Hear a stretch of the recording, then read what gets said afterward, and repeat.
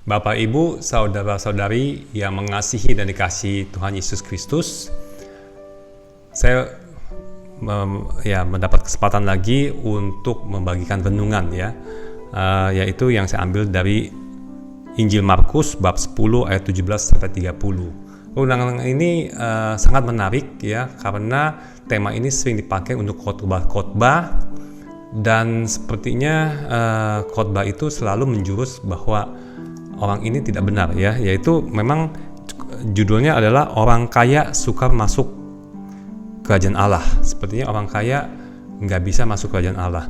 Tapi apa benar sih Yesus mengatakan seperti itu?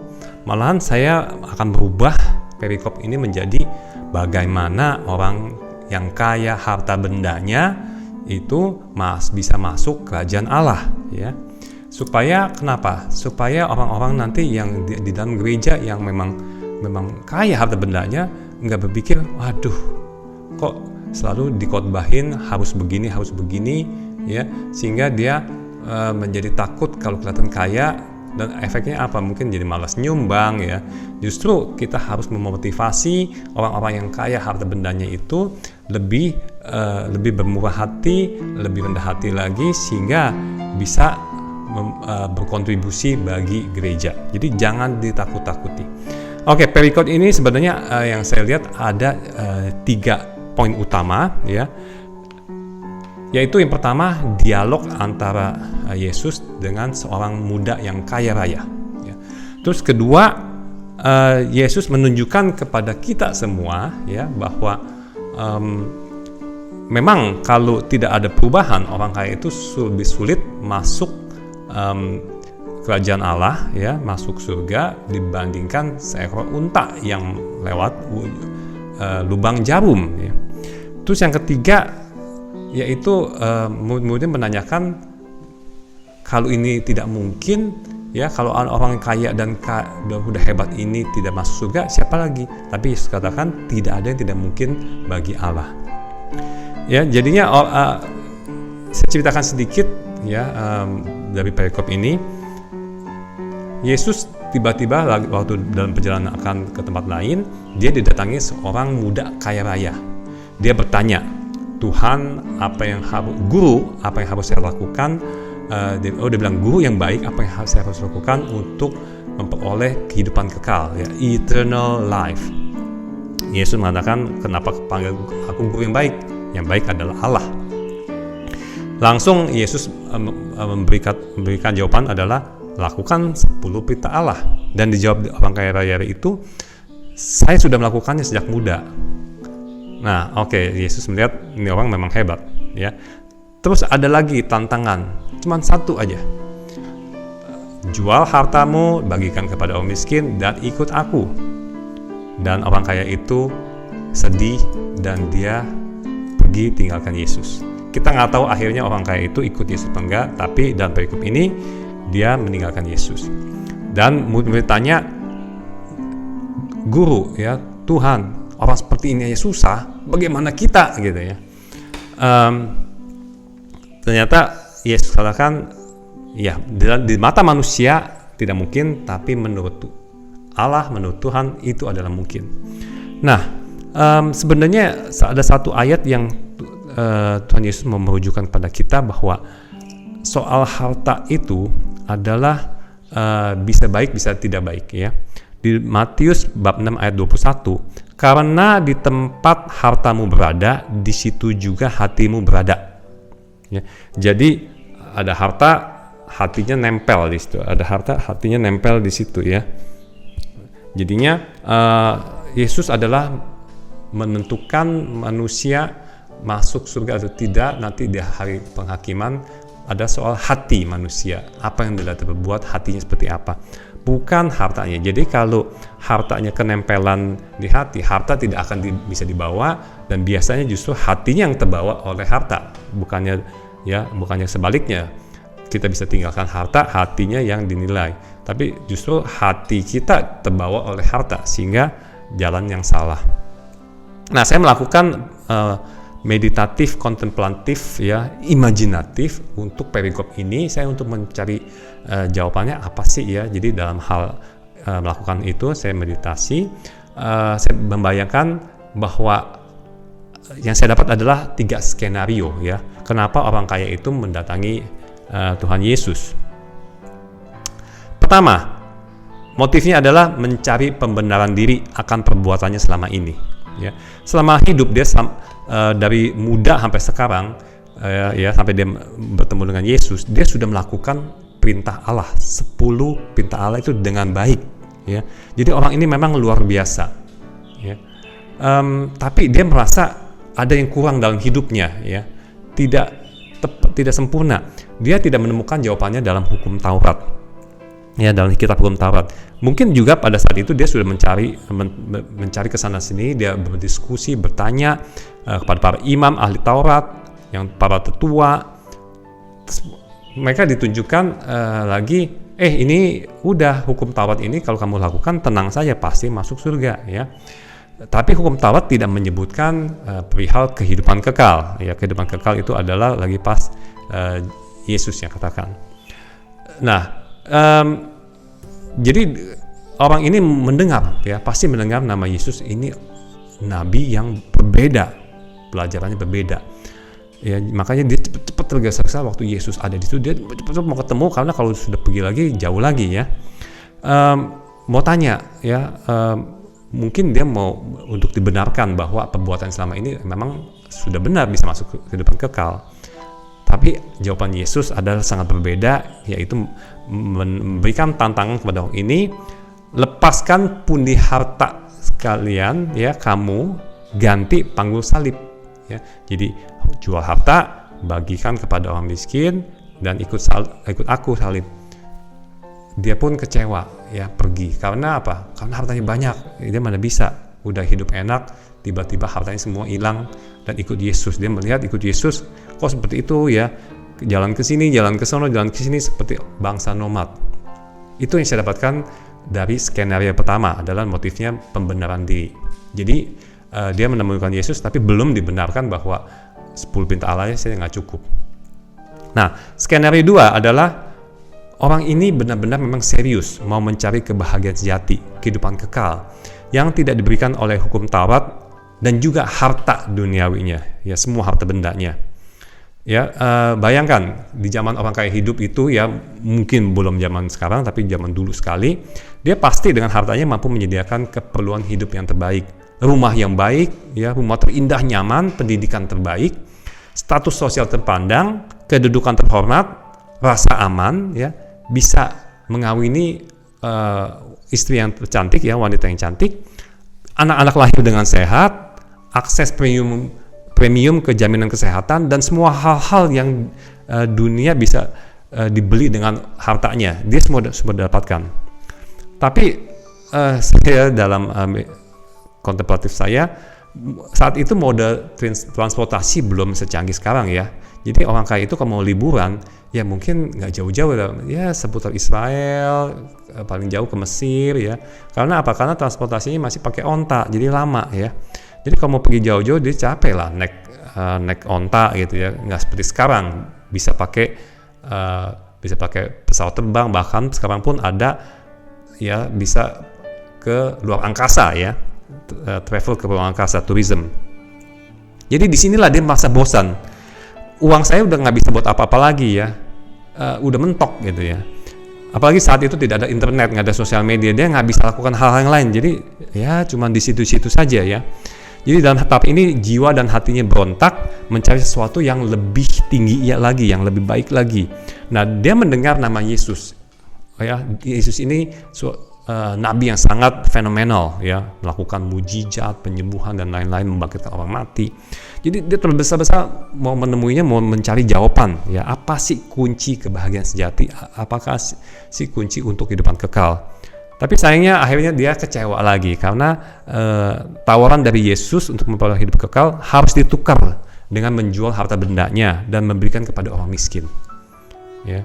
Nah, skenario ketiga yang saya peroleh adalah sebenarnya orang ini motifnya mau menang taruhan dengan teman-temannya, ya, maupun dengan para ahli Taurat dan imam-imam. Dia bilang pasti Yesus memenangkan aku, ya, pasti aku menang nih kalau kalau Yesus ngomong seperti ini, ya aku menang taruhan, mana kasih uang-uangnya kepada aku karena menang taruhan.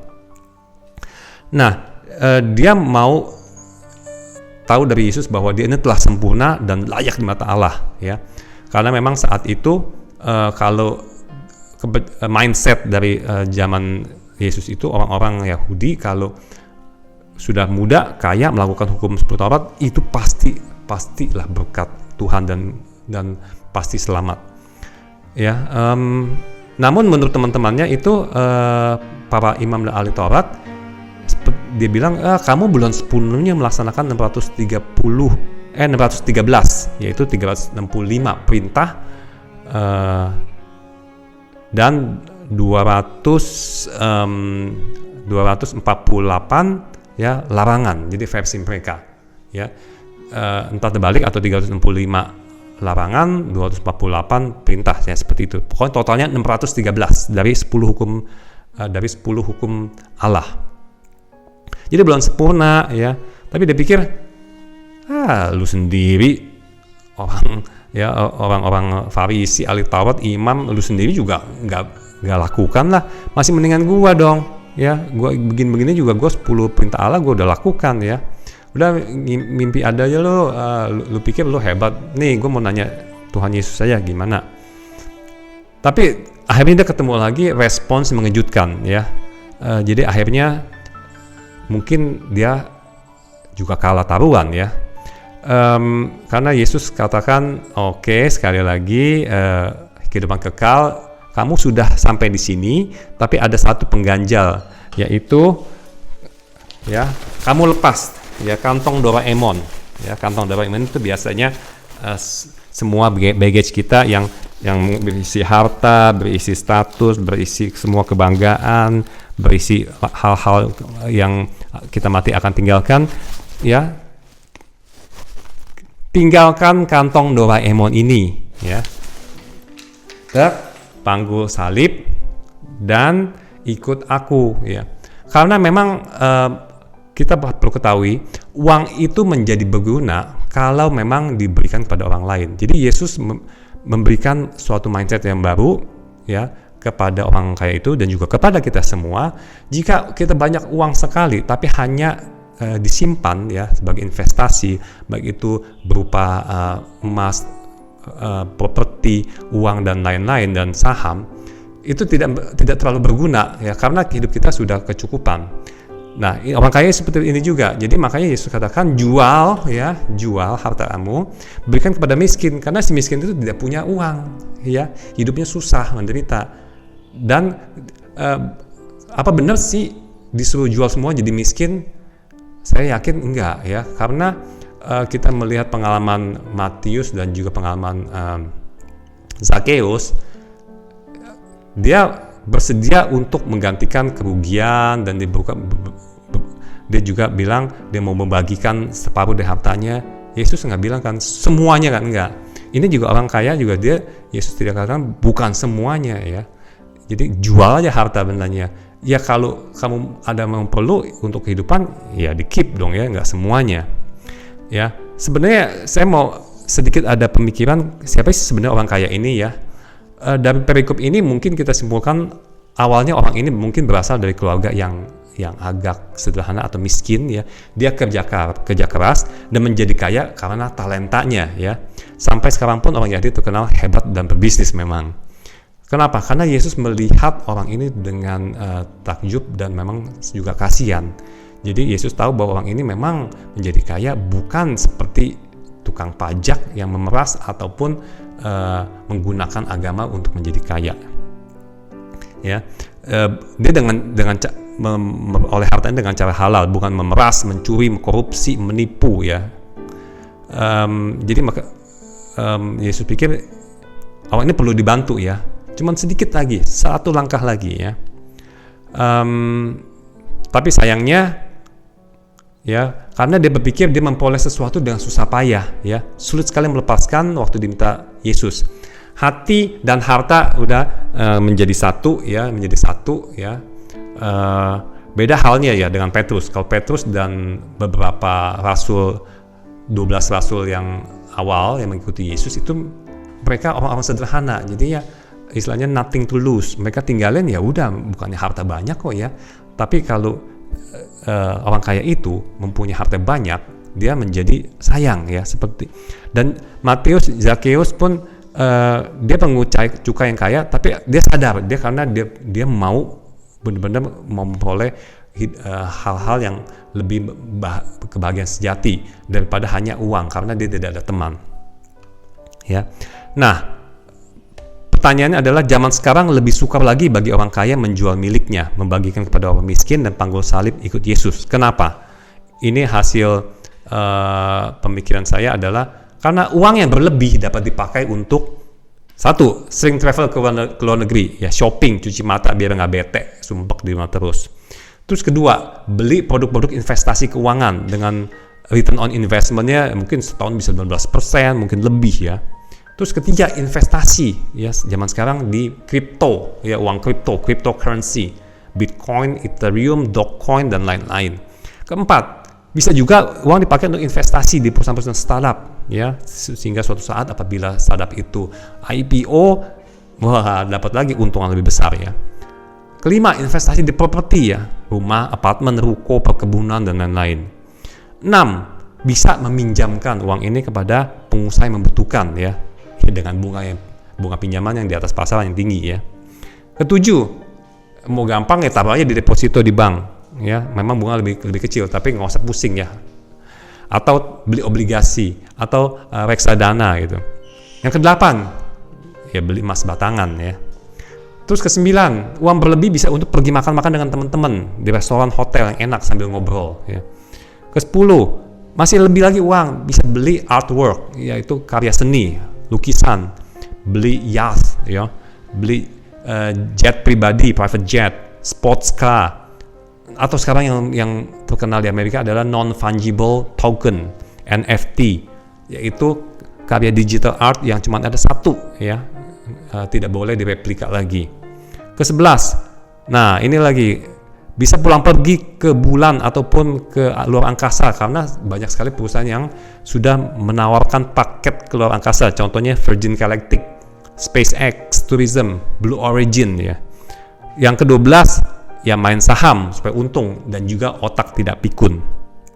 Begitu banyak pilihan di abad ke-21 ini apabila kita mempunyai uang berlebih. Akibatnya ini yang menjadi tantangan berlebih ya. Untuk mengikuti Yesus disuruh jual, disuruh bagian kepada orang miskin untuk mengikutinya. Ya nunggu dulu ya, wait a minute Lord, ya let me have a good time first ya, before it gets old ya. Jadi saya mengenai meninggalkan harta ini, saya pernah mendengar khotbah seorang hamba Tuhan ya, yang dia merasa marah, sedih ya, kecewa karena jemaat gerejanya yang sudah dibina susah payah, dibilang bina susah payah ya, tiba-tiba akan diambil oleh gembala seniornya ya. Terus saya berpikir, umat aja yang bukan miliknya ya, dia pas lagi diambil oleh seniornya, gembala itu maksudnya umat itu kan adalah milik Tuhan ya, dia hanya pekerja, kok nggak rela dilepas, apalagi harta ya.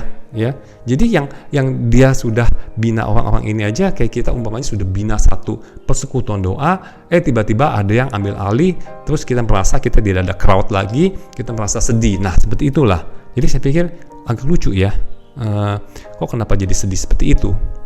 Baik, untuk menutup renungan ini saya ajukan beberapa pertanyaan untuk kita semua renungkan ya. Satu, bisakah ciptakan skenario 4? Ya, tadi saya udah ceritakan skenario 1, 2, 3. Bisakah ciptakan skenario 4? Coba sekarang ganti orang kaya itu dengan nama kita masing-masing. Apakah motif kita mencari Tuhan Yesus? Yang kedua, pertanyaan kedua. Benar gak sih Yesus menyuruh kita menjual semua milik kita dan membagikannya? Ya. Apa jawaban kita jika Tuhan Yesus meminta menjual apa yang kita miliki dan membagikan kepada yang memerlukan? Orang miskin dan orang menderita tetap terus ada, karena dengan cara itulah Tuhan menunjukkan makna kekayaan dan kebahagiaan. Ini yang saya dengar dari khotbah seorang pastor. Dia bilang penderitaan ada supaya kita tahu apa arti kebahagiaan bersama Yesus. Kalau kemiskinan ada, jadi kita tahu apa makna kekayaan ya, dan buat mereka. Ya benar atau enggak, kita masing-masing renungkan. Pertanyaan ketiga, mungkinkah Yesus akan menurunkan ya kantong doa iman kita ini supaya kita peroleh hidup kekal, ya, seperti layaknya pedagang yang bisa menurunkan barang bawaan dari onta supaya dia bisa lewat lubang jarum, sebenarnya lubang pintu ya. Onta itu menurut, jadi Yesus harapkan kita seperti juga onta, yang mana harta itu cuma dititipkan di pundak kita, dan suatu saat kalau kita mau masuk kehidupan kekal, ya ini diturunkan ya. Gitu. Karena kita pun ya kita mau hidup kekal, sehingga semua hal-hal yang memberatkan harus diturunkan. Dan pertanyaan keempat, sama-sama kita pahami arti ayat dari Amsal ini, yaitu Amsal 10 Amsal 10 ayat 22. Karena berkat Tuhan sajalah yang orang menjadi kaya, kerja keras tak dapat menambah harta. Dan juga Amsal bab 30 ayat 8 dan 9. Jauhkanlah daripadaku kecurangan dan kebohongan. Jangan berikan kepadaku kemiskinan atau kekayaan. Biarkanlah aku menikmati makanan yang menjadi bagianku, supaya kalau kenyang aku tidak menyangkalmu dan berkata siapa Tuhan itu, atau kalau aku miskin aku mencuri dan mencemarkan nama Allahku. Ya, maksudnya adalah hidup kita berkecupan tapi tidak sangat berlebihan, karena kalau berlebihan kita lupa Tuhan kita, tapi ingat kita punya harta. Tapi kalau terlalu susah, akhirnya kita bilang, Tuhan ini kenapa terlalu susah ya. Jadi pastikan bahwa Tuhan akan memberikan kita hidup yang memang kecukupan ya.